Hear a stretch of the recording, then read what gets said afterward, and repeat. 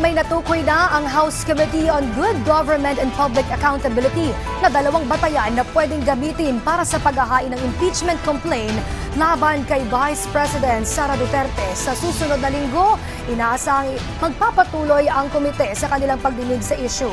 Yan ang balitang pambansa ni Mela Las Moras ng PTV. Mela? Yes, Princess, graft and corruption at betrayal of public trust ang ilan sa mga nasusitang batayan ng House Committee on Good Governance and Public Accountability na maaaring gamitin sa posibleng paghahain ng impeachment complaint laban kay Vice President Sara Duterte.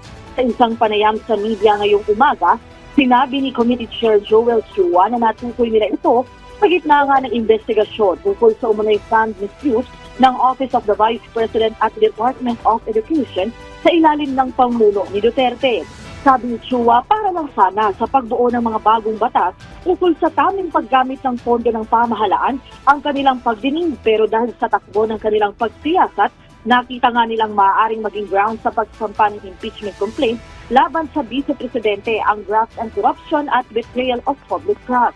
Ito ay kaugnay pa rin sa maanumali umano ng paggamit ng pondo sa youth programs at umano'y overpriced rental payments for safe houses. Una nang binatikos si Vice President Duterte ang komite na pawang pananira at pamumulitika lang daw ang ginagawa laban sa kanya.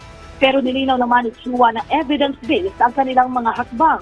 Sa susunod nilang pagdinig, maaari din daw magpaliwanag ang kampo ng Duterte at linawin ang mga anomalyang ibinabato sa kanila.